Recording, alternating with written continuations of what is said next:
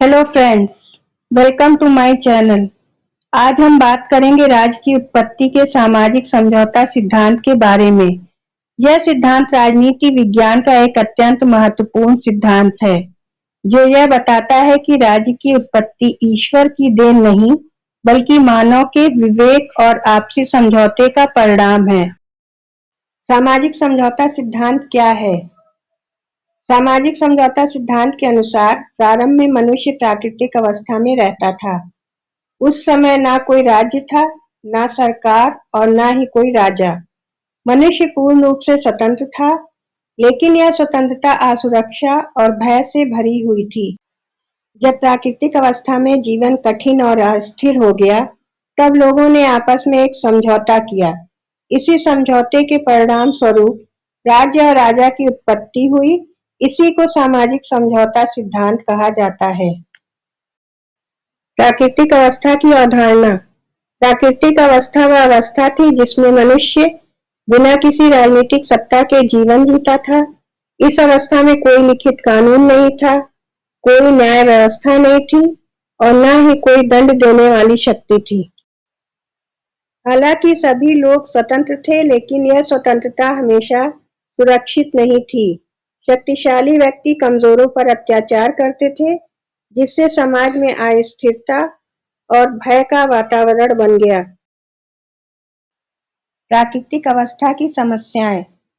प्राकृतिक अवस्था की सबसे बड़ी समस्या थी सुरक्षा का अभाव, न्याय व्यवस्था की कमी, निरंतर संघर्ष और अराजकता। लोगों का जीवन और संपत्ति सुरक्षित नहीं थी। इन्हीं समस्याओं ने मनुष्यों को यह सोचने पर मजबूर किया कि किसी ऐसी सत्ता की आवश्यकता है जो समाज में शांति और व्यवस्था बनाए रखे। सामाजिक समझौते की प्रक्रिया। अराजकता से बचने के लिए लोगों ने आपस में एक समझौता किया। इस समझौते के अंतर्गत लोगों ने अपनी कुछ प्राकृतिक स्वतंत्रताएं त्याग दी और उन्हें एक व्यक्ति या संस्था को सौंप दिया। इस सत्ता को यह अधिकार दिया गया कि वह कानून बनाए, न्याय करे और समाज में व्यवस्था बनाए रखे। यही सत्ता आगे चलकर राजा या राज्य के रूप में स्थापित हुई। राजा और राज्य की उत्पत्ति। सामाजिक समझौते के परिणाम स्वरूप राजा की उत्पत्ति हुई। राजा को यह अधिकार दिया गया कि वह समाज की रक्षा करे और लोगों के बीच न्याय स्थापित करे। इस सिद्धांत के अनुसार राजा की शक्ति जनता से आती है, अर्थात राजा की सत्ता का मूल स्रोत जनता की सहमति है। सामाजिक समझौता सिद्धांत के प्रमुख विचारक।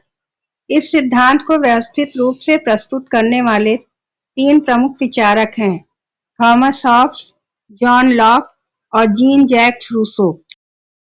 थॉमस हॉब्स का सामाजिक समझौता सिद्धांत। थॉमस हॉब्स के अनुसार राज्य से पहले मनुष्य प्राकृतिक अवस्था में रहता था।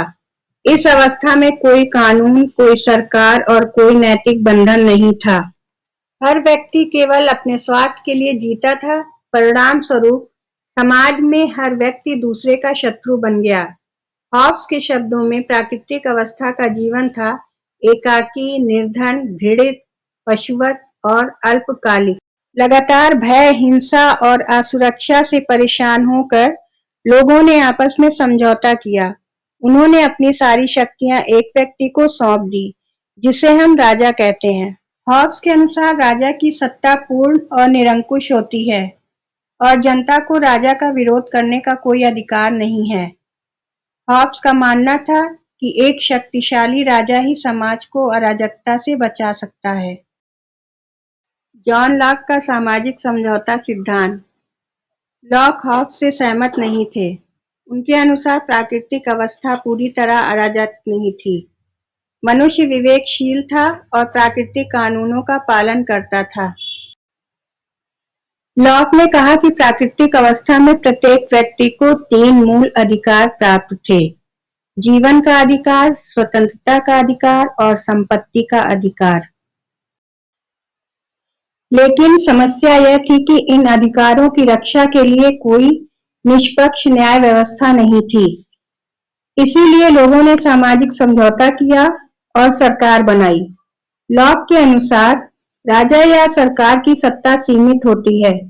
सरकार का मुख्य उद्देश्य जनता के अधिकारों की रक्षा करना है। यदि सरकार इन अधिकारों का उल्लंघन करती है, तो जनता को उसे हटाने का पूरा अधिकार है। इस प्रकार लॉक संवैधानिक शासन और लोकतंत्र के समर्थक थे। रूसो का सामाजिक समझौता सिद्धांत। रूसो, जिन्होंने सामाजिक समझौता सिद्धांत को नई दिशा दी, उनके अनुसार प्राकृतिक अवस्था में मनुष्य सरल, निर्दोष और स्वतंत्र था। समस्याएं तब शुरू हुई जब निजी संपत्ति का जन्म हुआ। रूसो के अनुसार मनुष्य स्वतंत्र पैदा हुआ है, लेकिन हर जगह जंजीरों में जकड़ा हुआ है। उनके अनुसार सामाजिक समझौता जनता और राजा के बीच नहीं, बल्कि जनता के आपसी समझौते से बनता है। इसमें संप्रभुता पूरी तरह जनता में निहित रहती है। सरकार केवल जनता की सामूहिक इच्छा यानी जनरल विल को लागू करने का माध्यम होती है। यदि सरकार जनता की इच्छा के विरुद्ध काम करती है, तो जनता को उसे हटाने का अधिकार है। रूसो लोकतंत्र और जनसत्ता के सबसे बड़े समर्थक थे। तीनों विचारकों की संक्षिप्त तुलना। हॉब्स सुरक्षा के लिए निरंकुश राजा का समर्थन करते हैं। लॉक अधिकारों की रक्षा के लिए सीमित सरकार का समर्थन करते हैं। रूसो जनता को सर्वोच्च सत्ता मानते हैं। सामाजिक समझौता सिद्धांत की आलोचना। पहला, प्राकृतिक अवस्था काल्पनिक। इस सिद्धांत का कोई ऐतिहासिक या वैज्ञानिक प्रमाण नहीं मिलता। दूसरा, वास्तविक समझौता कभी नहीं हुआ। इस सिद्धांत का इतिहास में राज्य बनाने का कोई औपचारिक समझौता नहीं हुआ। तीसरा, राज्य की उत्पत्ति बहुकारक। यह सिद्धांत युद्ध, शक्ति, परिवार, धर्म और आर्थिक कारणों की उपेक्षा करता है। चौथा, हॉब्स का निरंकुश राज्य। यह सिद्धांत तानाशाही और व्यक्तिगत स्वतंत्रता के लिए खतरा है। पांचवा, रूसो की सामूहिक इच्छा अस्पष्ट। इस सिद्धांत का दुरुपयोग संभव। छठा, मानव स्वभाव का अतिशयोक्तिपूर्ण चित्रण। इस सिद्धांत के अनुसार मनुष्य न पूरी तरह स्वार्थी है, न पूरी तरह आदर्श। सातवां, ऐतिहासिक व्याख्या में कमजोर। यह सिद्धांत अधिक दार्शनिक है और कम ऐतिहासिक।